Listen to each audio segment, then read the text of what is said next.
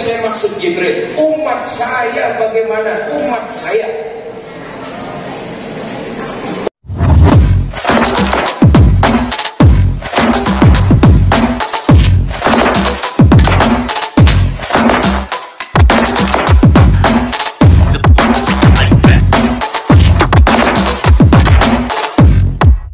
Sebelum lanjut nonton video ini, jangan lupa tekan tombol subscribe, nyalakan loncengnya, like, and share ke teman-teman kalian. Selamat menonton.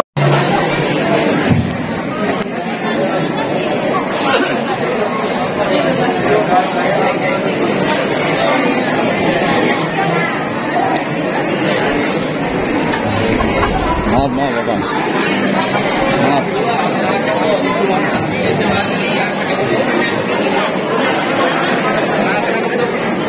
Siapa? Maaf Abang ya. Abang.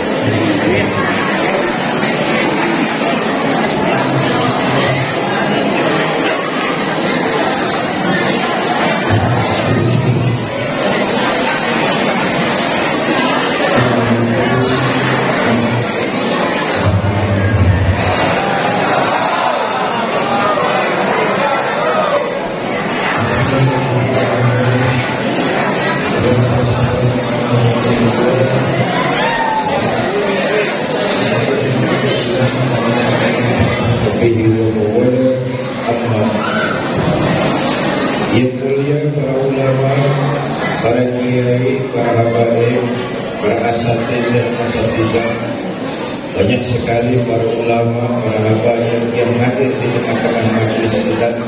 Mudah-mudahan Allah berikan rahmat kepada kita semua. Amin. Dua, cek.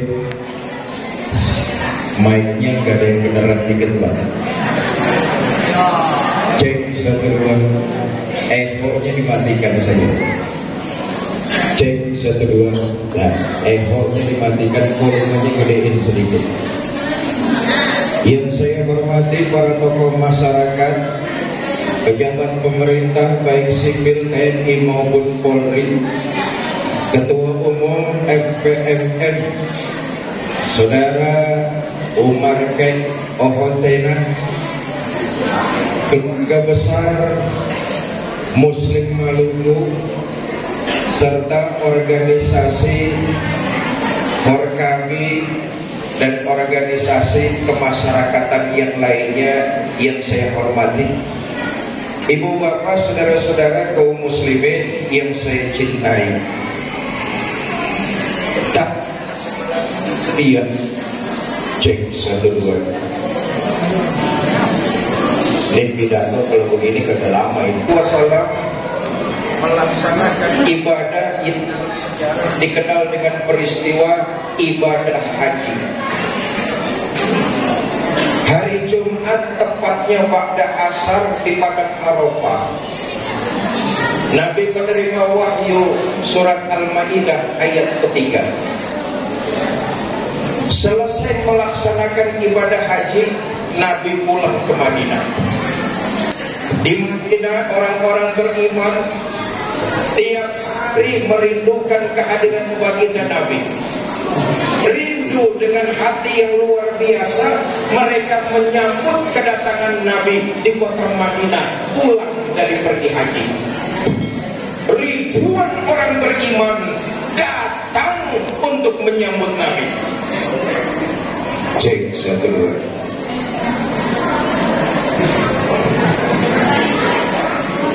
Cek ya.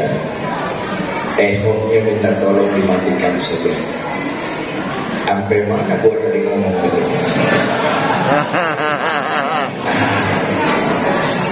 Ribuan orang beriman menunggu kedatangan baginda Nabi, menyambut di kota Madinah.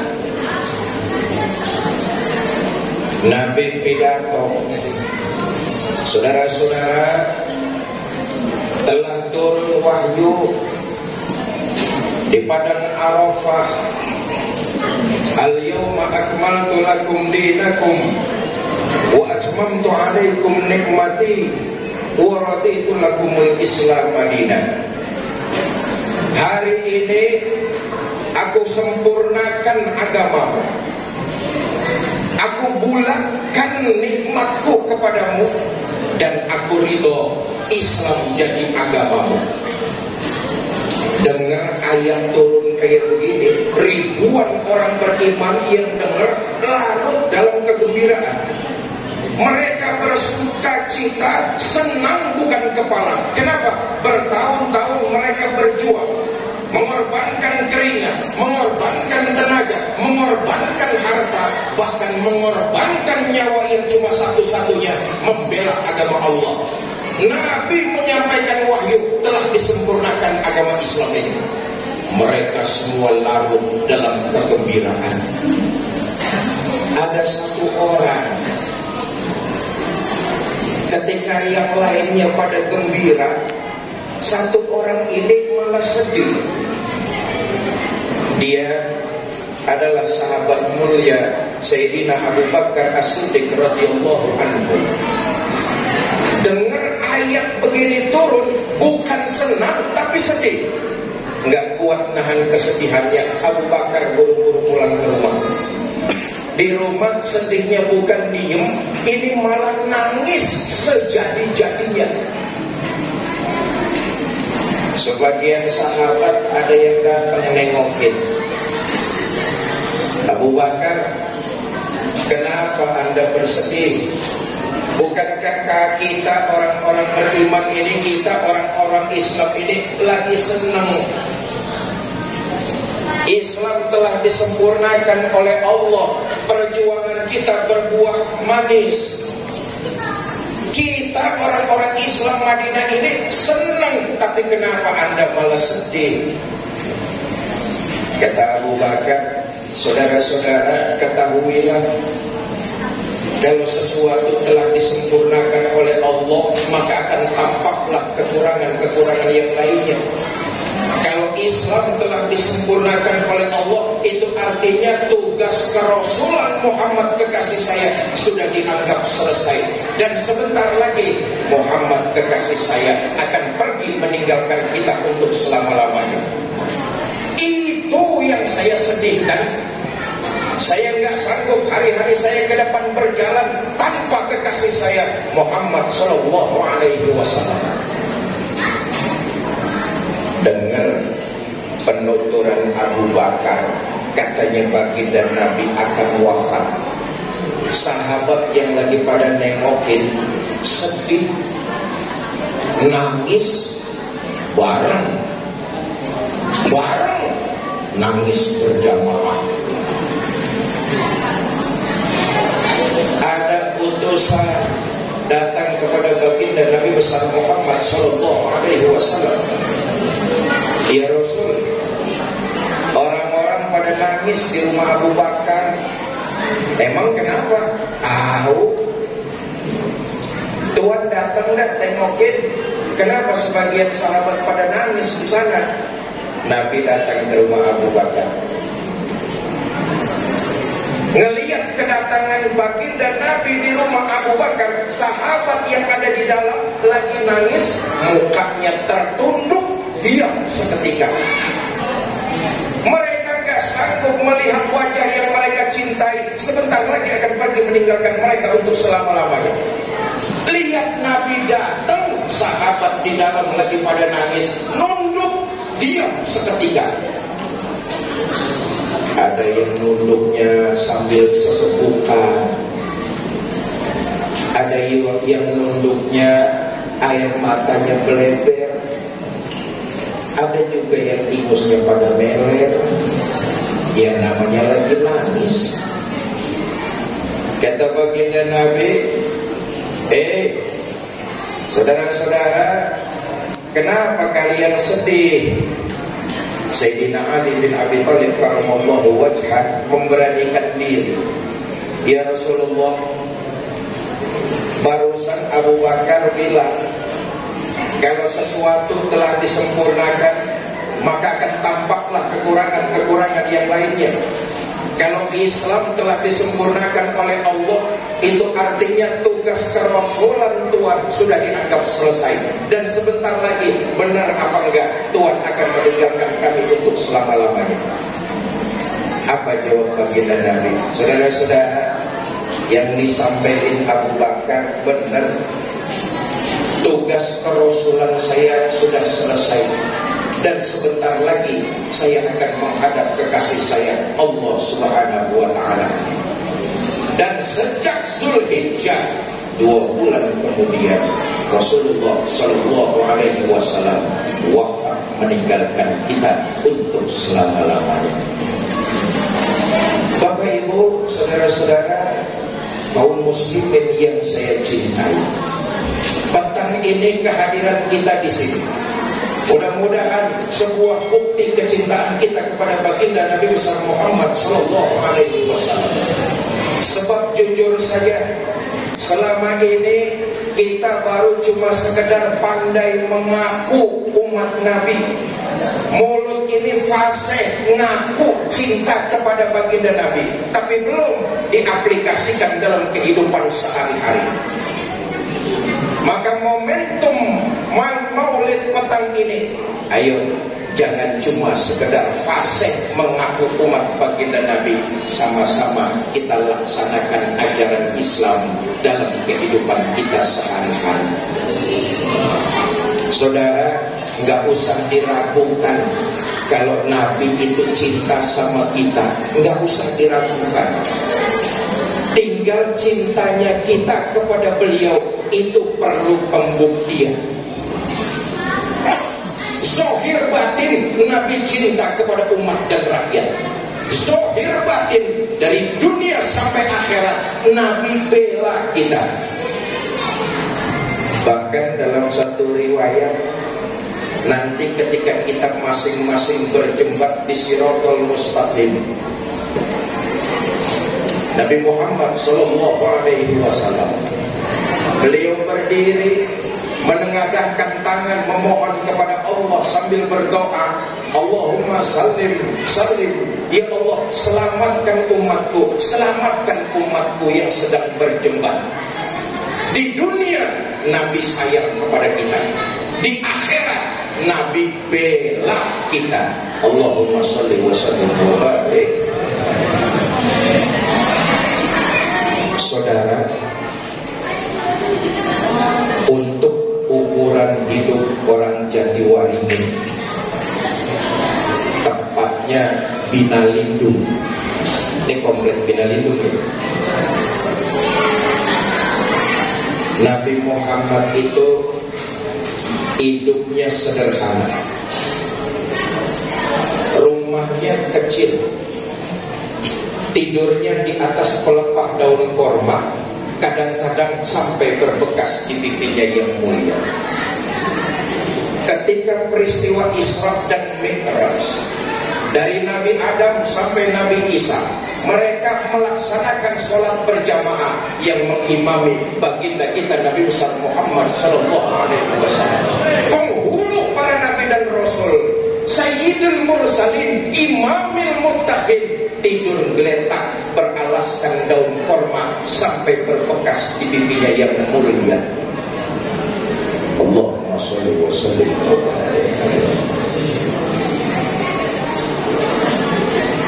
Sarapan paginya seteguk air zam-zam, sepotong roti, kadang-kadang 1-2 butir korma. Dalam hidup yang begitu sangat sederhana, Allah menawarkan kepada baginda Nabi, wala sawfa yu'tika rabbuka fatarda. Muhammad, apa saja yang kamu minta aku penuhi, asal bisa membuat hati kamu senang. Mau apa Muhammad? Ngomong. Mau harta yang banyak? Ngomong. Mau jabatan tinggi? Ngomong. Mau pangkat yang luas? Aku berikan, asal bisa membuat hati kamu senang. Mau apa Muhammad?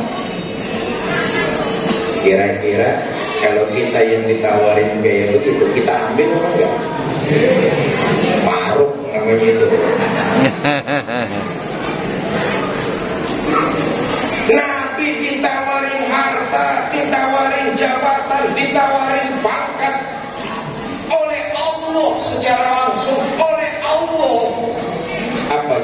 baginda kita. Izan ya Rabb. Anak-anak saya, anak-anak saya, tolong diam yang di belakangnya saya.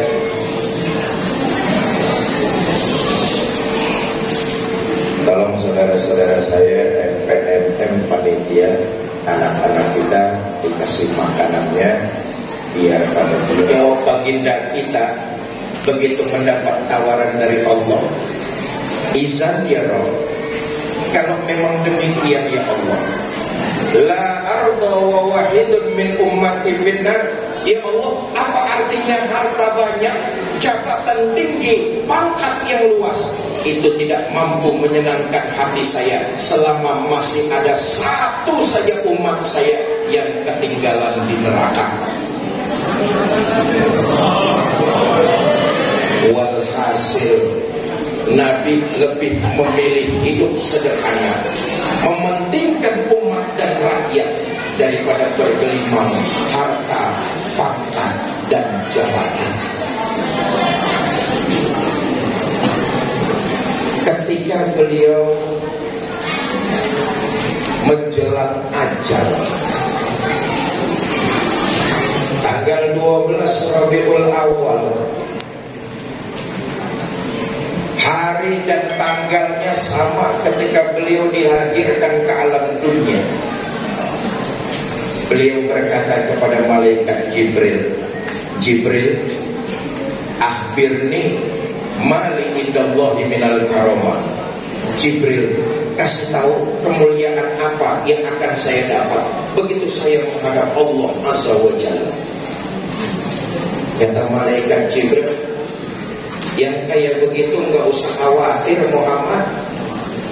Kamu itu istimewa, kamu itu kekasih Allah. Inna abwaabas sama qad futihat, pintu-pintu langit sudah pada terbuka, para malaikat sudah menunggu dan siap menyambut kedatangan ruhmu yang suci. Itulah keutamaanmu. Alhamdulillah, alhamdulillah, pintu langit sudah pada terbuka, para malaikat sudah nungguin dan siap menyambut kedatangan ruh saya. Alhamdulillah.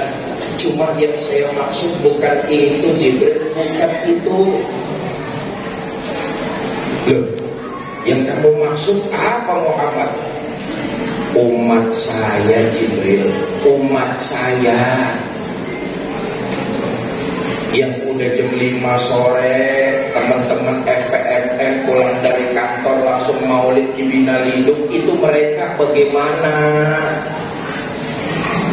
Itu kan umat saya, mereka bagaimana Jibril? Nih, semuanya ditanyain sama baginda Nabi. Hoi, semuanya pada ditanyain. Kalau saya pintu langit sudah terbuka, alhamdulillah, para malaikat sudah siap menyambut kedatangan saya, alhamdulillah. Tapi bukan itu yang saya maksud Jibril. Umat saya bagaimana? Umat saya. Umatmu gak usah khawatir juga Muhammad. Allah memberikan garansi, Allah memberikan jaminan. Dalam hadis qudsi dinyatakan, ini haramtul jannata ala sairil umam hatta tadkhulaha ummatuka.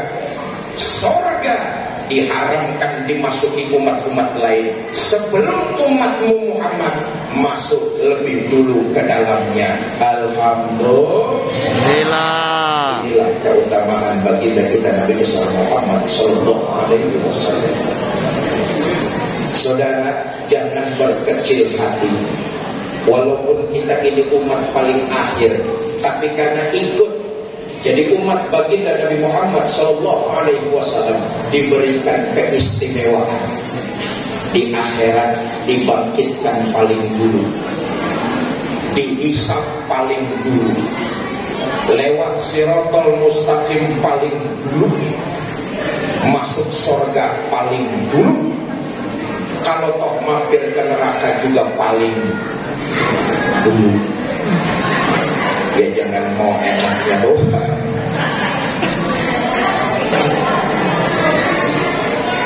Jelaslah bahwa baginda Nabi zahir dan batin cinta kepada kita. Tinggal kita tiap tahun bikin maulid, mulut fasih menyatakan cinta kepada baginda Nabi. Ayo, mulai petang ini dan seterusnya kita buktikan kita juga cinta kepada baginda Nabi. Dengan apa? Satu saja yang ingin saya sampaikan. Inilah poinnya: menjaga silaturahmi dan kerukunan di antara kita. Saya bangga dan bersyukur saya dengan keluarga FPMM ini sudah puluhan tahun. Dan saya merasa di FPMM ini bukan sebagai seorang tamu. Saya adalah keluarga yang datang ke tengah-tengah keluarganya. Kenapa? Dalam rangka merajut silaturahmi. Petang ini saya bangga, terharu dan bersyukur. Organisasi-organisasi kemasyarakatan rupanya mereka ikut bertanggung jawab juga. Ingin diakui di akhirat sebagai umat baginda Nabi dengan hadir ke sini, ikut mensukseskan acara maulid dan merajut tali silaturahmi. Inilah umat baginda Nabi besar Muhammad sallallahu alaihi wasallam. Betapa penting merajut silaturahmi, karena dari situlah Islam akan mengalami kejayaan.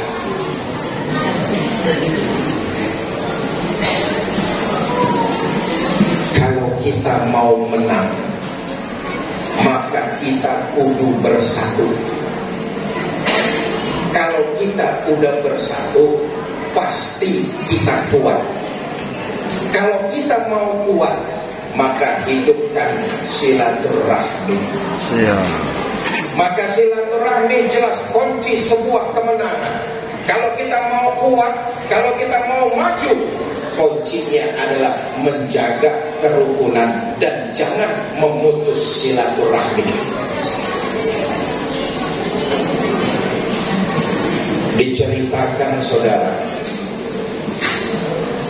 betapa azabnya luar biasa orang yang senangnya fitnah, provokator, lalu memutus tali silaturahmi dan persahabatan. Luar biasa. Kita umat Islam hati-hati, jangan sampai terjebak kepada provokator, tukang fitnah, tukang hasud yang ingin memecah belah kita umat Islam. Karena itu azabnya orang yang suka memecah belah luar biasa. Memutus silaturahmi azabnya sangat pedih. Orang yang jadi biang kerok di dunia pasti hidupnya sengsara. Di akhirat azabnya luar biasa. Dulu ada orang kaya mau pergi haji. Saking banyaknya uang, ini orang kaya bingung mau nitipin uang sama siapa. Dicari satu kampung, ada orang yang dianggap amanah, namanya Fulan. Fulan, saya mau pergi haji, saya titip uang saya sama kamu, kamu orangnya amanah, rajin ibadah. Nanti saya pulang haji, saya ambil lagi duit saya sama kamu. Kata Fulan, Pak, titipin duit bapak sama saya, insya Allah nggak bakalan kurang sepeser pun. Pergi haji dah, khusyuk, pulang insya Allah haji yang mabrur. Berangkat ke orang kaya pergi haji. Selesai prosesi haji, pulang ke kampung, langsung ke rumah Fulan. Ketok pintu, Assalamualaikum, Assalamualaikum, Assalamualaikum, sampai 3 kali, pintu nggak dibuka-bukain. Tetangganya sebelah rumah keluar, Pak, maaf, si Fulan baru beberapa hari lalu meninggal. Ini orang kaya nanya sama tetangganya, Fulan punya saudara nggak? Saya nggak tahu punya apa kagak. Saudara tahu nggak Fulan naruh uang saya di mana? Apalagi itu nggak pernah cerita Fulan. Ini orang kaya bingung. Kemana dia harus nanya fulan taruh duitnya di mana? Datang ke salah seorang ulama yang arif dan bijaksana. Tuhan saya, kemarin saya pergi haji, sebelum berangkat saya titipin duit sama fulan. Saya pulang, fulan baru beberapa hari meninggal. Orang kagak ada yang tahu dia punya saudara apa enggak. Orang juga tetangganya enggak tahu fulan nyimpen duit di mana. Nasib saya bagaimana Tuhan saya? Uang saya jangan sampai kanyun. Fulan itu orang ibadatan enggak? Fulan rajin ibadah, sholat berjamaahnya enggak ketinggalan, puasanya rajin, ngajinya getol, sama ulama dekat, hidupnya jujur, enggak pernah khianat.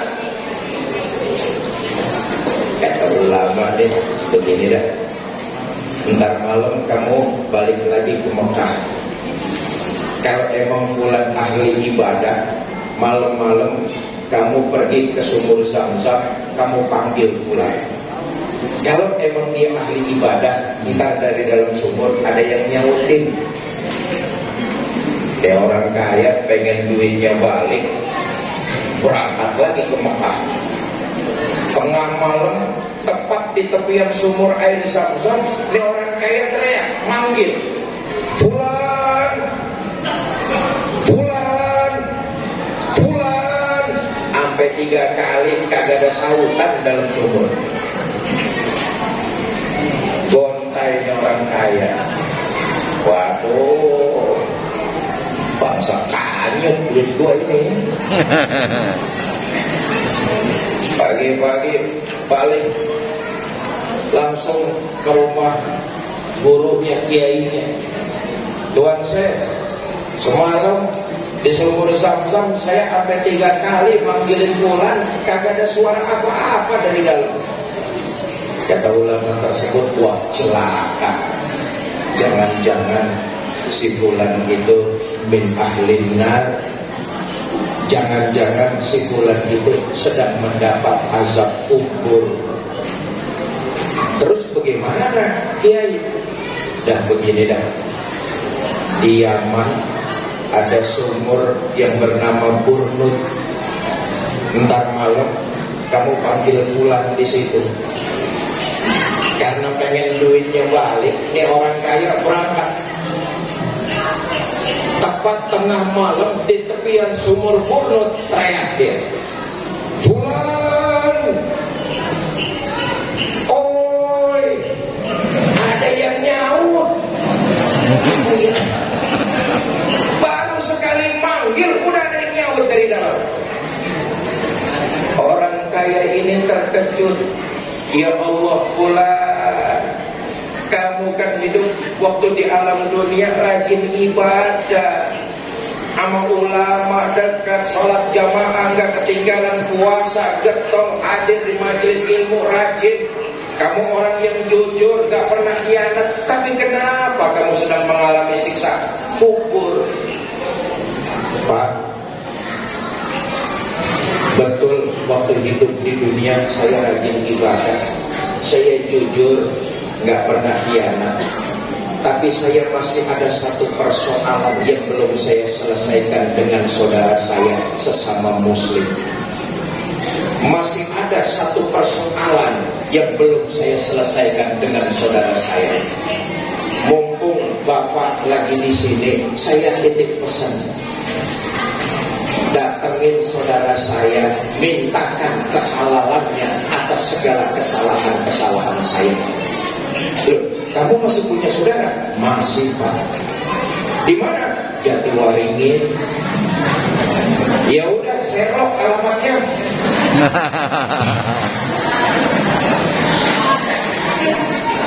Dikasih tahu alamatnya sama fulan. Ini Pak, masih ada saudara saya di jalan Anok, daerah Anok. Bapak tolong dah sampaikan permintaan maaf saya, tolong dihalalkan kesalahan saya. Kata orang kaya, iya fulan, insya Allah saya akan datangi saudara kamu. Cuma ngomong-ngomong fulan, uang saya kamu taruh mana? Uang juga. Oh, uang Bapak saya taruh di dapur. Cari dah, hitung, insya Allah gak bakalan kurang. Tapi saya minta tolong Pak, datangi saudara saya, mintakan kehalalan dari kesalahan saya. Iya, insya Allah. Pulang nih orang kaya, langsung ke rumah fulan. Sesuai yang ditunjukkan fulan, dicari uangnya, ketemu. Dihitung nggak kurang. Dia ingat akan janjinya untuk nyamperin saudaranya fulan. Dicari alamat tersebut, ketemu saudaranya fulan. Assalamualaikum. Waalaikumsalam. Mas saudaranya fulan ya? Betul, saya saudaranya fulan. Tapi saudara saya si fulan itu sudah beberapa hari lalu meninggal dunia. Saya juga tahu, justru karena itu saya datang ke sini. Saudara kamu yang namanya fulan sekarang sedang mengalami azab kubur. Dengar saudaranya diazab dalam kubur, meleleh air matanya. Sekurang ajar, sekeras apapun saudara kepada kita, tapi kalau sedang terkena musibah, pasti akan terenyuh hati kita. Betul atau tidak? Apalagi diberitahu kalau saudaranya fulan sedang mengalami azab kubur.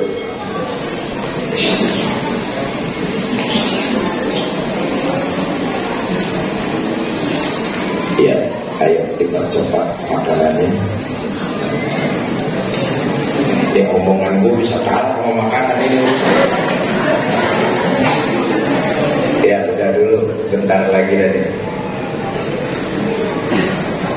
Enak pidato di Masjid Haram lah, banyak orang iklan di sini. Bapak Ibu saudara-saudara, saya juga tahu saudara kamu fulan sudah meninggal, tapi sekarang sedang mendapat azab kubur. Meleleh air matanya. Sekeras apapun saudara, sekurang ajar apapun saudara, tetapi begitu menghadapi kesulitan, pasti hati akan terenyuh. Netes nggak terasa air mata.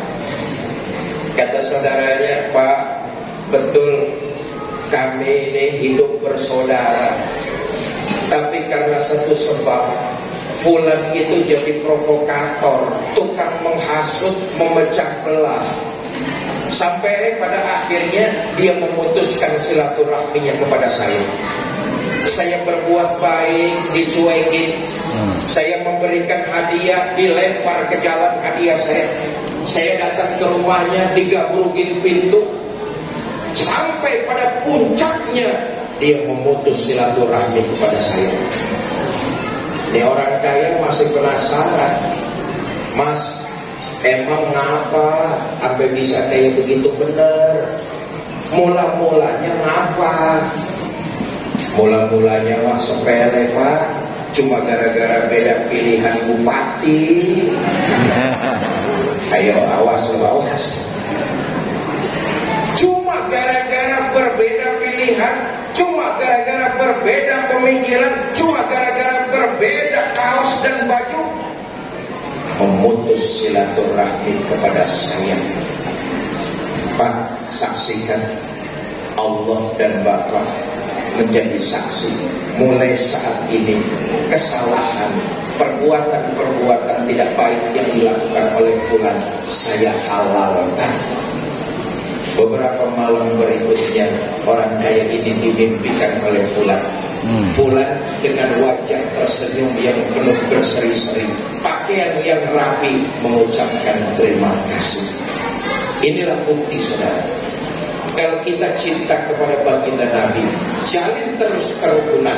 Baju boleh saja berbeda, bahasa boleh saja tidak sama, organisasi boleh berlainan cara, bahkan agama dan keyakinan tidak bisa dipaksakan, tapi teruslah menjalin kerukunan, menjalin persatuan, karena kita sama-sama anak ibu pertiwi. Wallahu a'lam bishawab. Wallahu muwaffiq ila aqwamit thariq. Assalamualaikum warahmatullahi wabarakatuh.